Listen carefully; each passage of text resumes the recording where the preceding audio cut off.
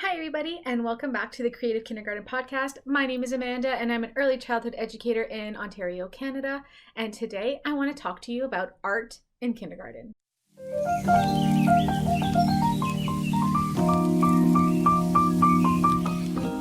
Art in kindergarten is kind of one of those tricky subjects that I'm going to give my personal opinion on. Does this mean that I think that everybody should have this opinion? Of course not. This is just how I view art in kindergarten and how I see it. If you don't agree with me, that's perfectly okay. I love to hear other people's opinions on things. If you don't agree with how I see art in kindergarten or something that I say during this podcast, make sure you let me know in a nice way. Be nice to me. But let me know, what are your opinions on art in kindergarten? You can always leave me a comment if you're watching this on YouTube, or if you're listening on a podcast, you can send me a message on Instagram or on Facebook, or find me on my blog, and there's a contact location on my blog that you can send me something to. I'm always open to everybody's differing opinions. This is just how I see it, and I'm hoping that this is a podcast where we can reflect on our own practices and think about things and just learn from each other. And that's what I always hope this podcast is. It's never me just telling you how things should be, just how I see things, and then hoping to have an open and reflective discussion. So with that being said, I'm going to talk a little bit about art in kindergarten, and one of my biggest pet peeves about teaching kids about art in kindergarten. And I'm just talking about this not necessarily like artist studies or things like that. I'm talking about like teaching kids how to draw and teaching kids about different ways to draw or paint or do things like that. That's what I'm talking about. I'm not talking about like teaching them about different artists.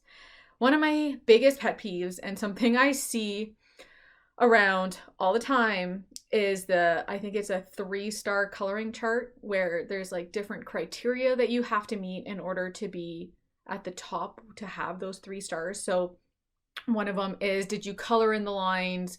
Another one is, and then they gives examples of like what a 1-star colorer would do, what a 2-star, what a 3-star would do. So coloring in the lines, making all the white spaces disappear, using appropriate colors, things like that. And so yeah, this is one of my biggest pet peeves in kindergarten, is seeing those 3-star or 4-star, whatever it is, coloring charts up. Because for me, if you're going to teach kids to be artists and to draw, they don't have to use the colors that you think are appropriate.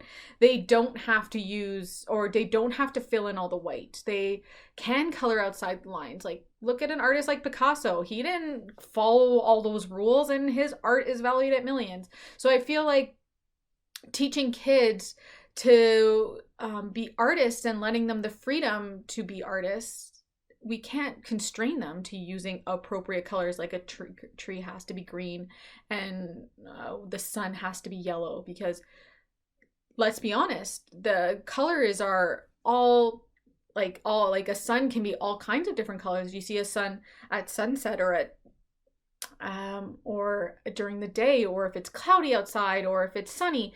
The sun can be all kinds of different colors. And I think a really great book that addresses this is Sky Color. I love reading that book because it shows kids that the sky isn't always blue. So in the story, this little girl needed to paint a sky, but she didn't have any blue. So what does she do? She looks at the sky at different times of the day. It's not always blue.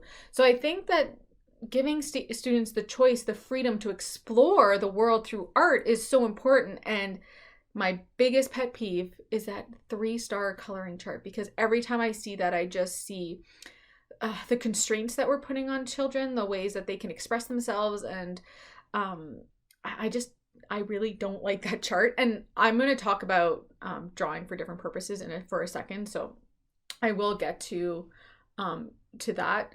But yeah, if we're teaching kids to express themselves and that they're artists, and I really do believe that that is something that they need to be taught in an early age, that they are artists, that they can draw to reflect their feelings, to reflect how they see the world, and to express their inner selves.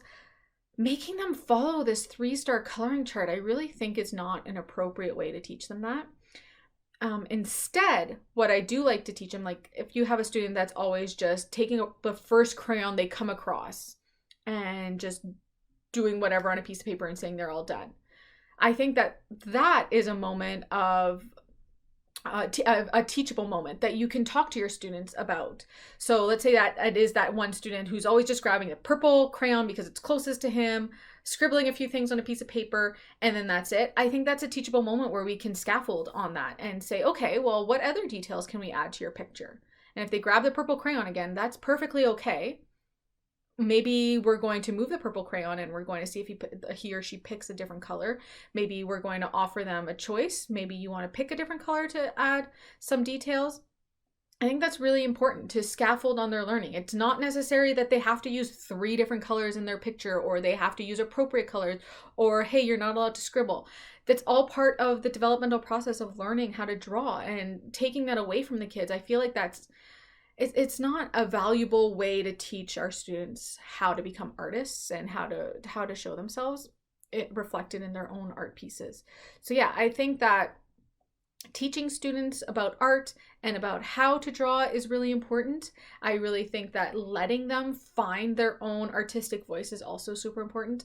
Last year, I had a group of boys in our classroom that could draw better than I ever could. Like, I had one little boy, he would go and he loved watching YouTube channels, a YouTube channel, this was at home, and they would do like step-by-step tutorials on how to draw different things, and he would come to school with the most amazing pictures ever. And would I ever tell this kid that, oh, that's not 3-star coloring because you didn't color in all the white spaces? Of course not. He was doing better than I ever could. So I really think that chart, it's one of my biggest pet peeves. I don't think it's a useful tool for students in the classroom. I think there are much more effective ways to get students to draw and to think about coloring. So yeah, that's my opinion on that chart. I see it all over the place. And this is nothing against people that do use that chart. Maybe you have a really good reason for using it. Maybe it is an effective tool for you. But for me, I have never seen a reason to have to use that chart in our classroom. So how do I teach kids how to draw, how to make pictures?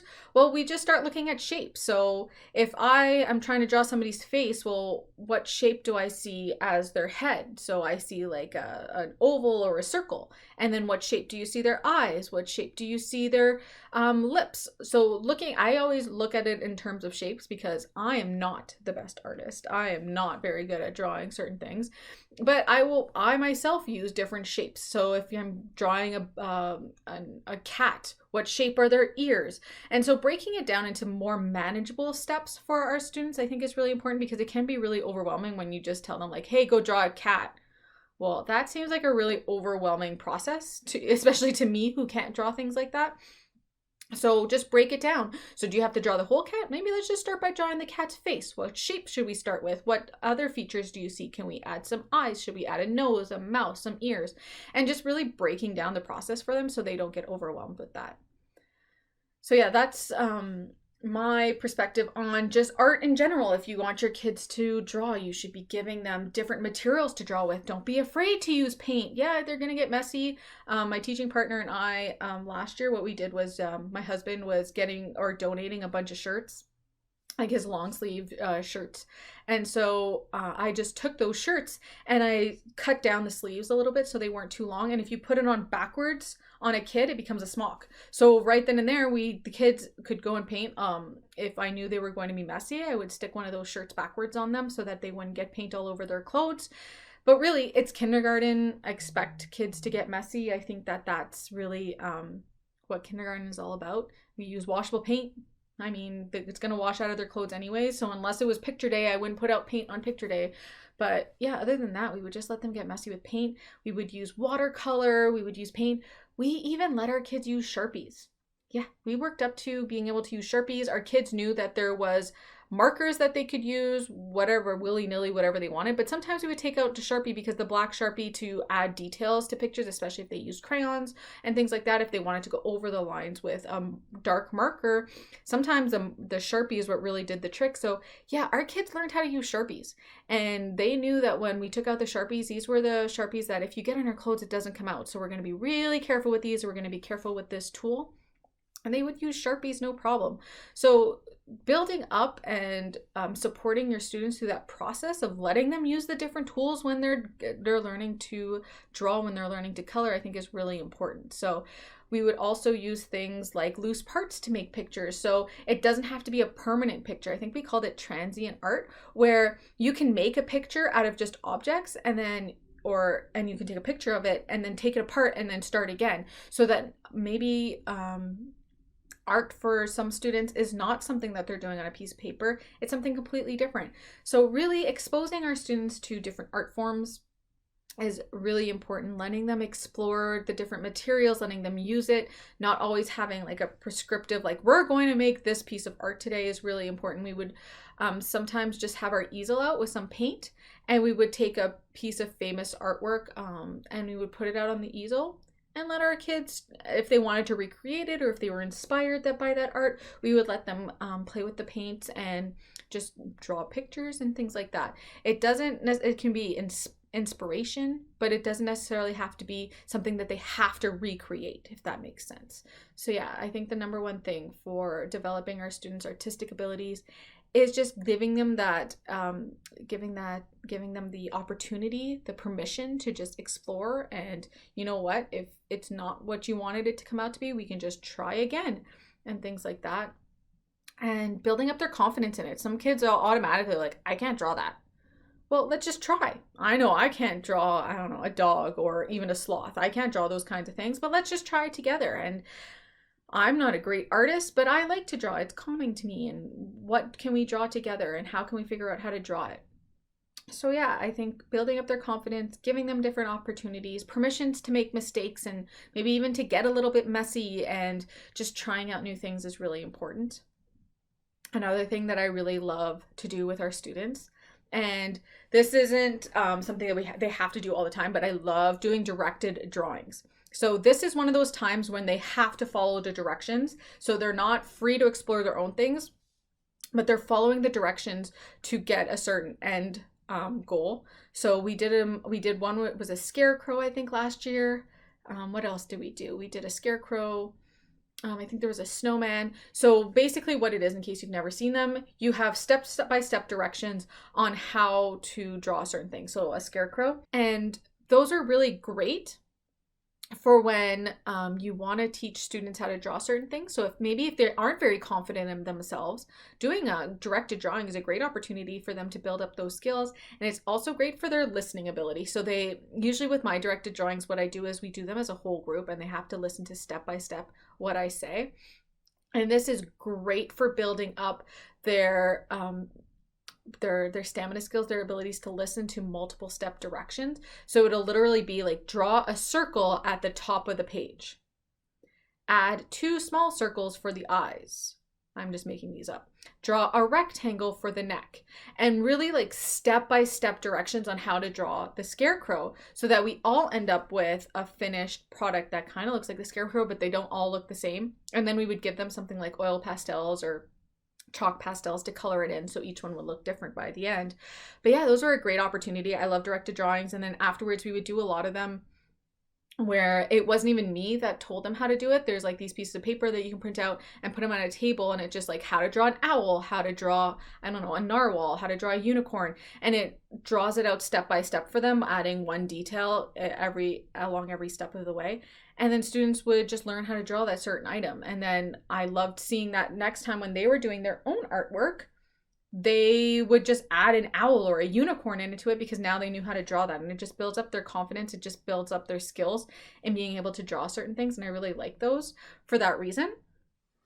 So having those different kinds of opportunities for art in your classroom is really important. Having that open, free art, having more directed drawings or step-by-step directions is also, I think, really important, just to build up some kind of background in drawing different things that maybe they wouldn't have thought of or wouldn't have drawn on their own before.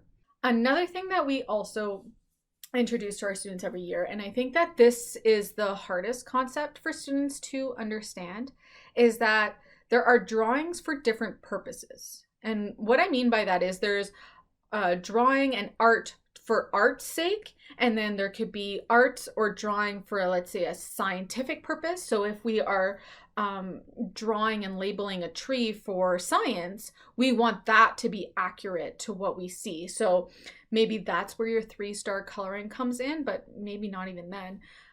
because it doesn't necessarily have to be all colored in to be a scientific drawing. So a scientific drawing is more accurate than, let's say, an artistic drawing of a tree. So having those conversations where we use art for different purposes kind of gets a little bit hard, but our students do get it. They understand that, hey, if I'm observing a flower, I want to make sure my flower in my picture looks the same as the flower that I'm looking at, so that other people know what I am drawing, because for science, you're trying to pass along information. And then there's another type of drawing, and this one really confuses them, and that's drawing for math purposes. So if they're trying to solve a math problem using a picture, that's going to be a different picture than what they would do for science, or a different picture than they would do for art. Because, and I think this really blows their mind, that if they're drawing a picture for a math problem, let's say like 3 birds landed on a tree, then 2 or more birds came, how many birds do you have now?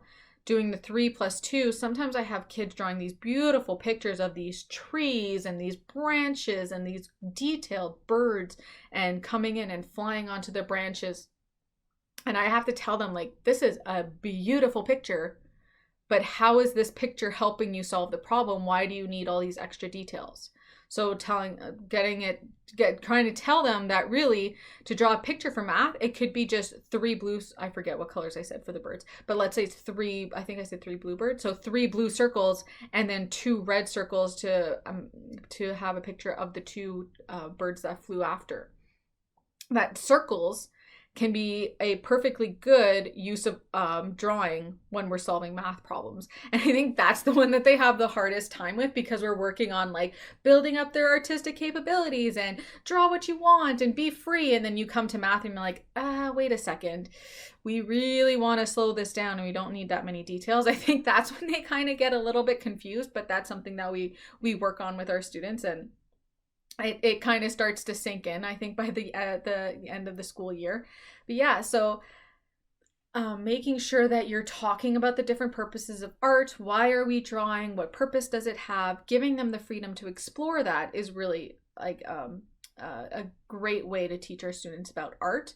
And that's not talking about even just doing artist studies. Like, hey, let's look at what Matisse did when he painted with scissors, and giving them different materials like that to make art with is also really important. And letting them explore things like clay or whatever the different medium might be for them to become artists. I really think that at that young age, if they start seeing themselves as artists in different ways, it really gives them an in into school. Because as we all know, not every kid loves math, not every kid loves literacy, but there are those artistic kids out there that have just such a talent, and we need to nurture and make them grow and make them feel part of the kindergarten community. And this is their this is their equity, this is what they need from their classroom, and we can use that when we move into other areas. So if they are a really beautiful artist, make them write about their work. What process did they use? What do they think is the meaning behind their artwork? What does it make them feel? Use that as an in for other things. If they really love art and maybe they don't love reading, well, what can we do to bridge that gap? Maybe it's giving them graphic novels, maybe it's giving them art books to look through. It's really finding that connection to art, to all the other areas of our classroom. That's really important to me, not the fact that they can color in the lines and color in all the white spaces. I feel like that's not the reason we want to do art in our kindergarten classrooms. That's not how art should be treated by us, so as teachers. So yeah, I was reflecting on how we use art in kindergarten, and I wanted to come to you guys and have this discussion with you. How do you see art in your classroom? How do you fit it in? What does it look like? Do you have an art shelf where you have all kinds of art supplies at the ready for your students all the time? Is art not a huge area of your classroom? Is that something you'd like to improve upon? Or maybe you just don't have students this year that are as interested in art as in other years. I know it kind of ebbs and flows. Some years I have some students that are so into art and they can't get enough of it, and they want to have a drawing table out all the time. They always want to be exploring with different materials. And then some other years they're just not as interested in it, and that's okay. Again, whatever gets them interested, whatever gets them interested in school and interested in learning, that's what's important. But yeah, I think art can be a really great access point to school for a lot of our students. and it's something that we need to appreciate. It's something that we need to nurture, that we need to foster in our classrooms. And putting like strict rules around it, I don't think it's appropriate. I don't think it's developmentally what they need. But yeah, that's just my opinion. What do you guys think? Do you think that we have to have some rules about our art? Let me know. I want to know. What are your opinions on that 3-star coloring chart? Leave a comment down below. If you're on YouTube, if you're listening to me on a podcast, you can send me a message on Instagram. I'm at Creative Kindergarten Blog on TPT. I'll put that in the link down below, so that in the show notes, so that you can find me. I'm also on Facebook. I'm just Creative Kindergarten over there. Or you can even find me on my blog at creativekindergartenblog.com. You can send me a message there through the contact me link. I love to hear what you guys have to say, and I'd love to hear if you have any other topics you want me to discuss about kindergarten. Send me a message. I'd love to hear them. I have obviously some opinions on the subject, so just make sure you send me a message, and I hope you all have a great day, and I'll see y'all next time. Bye.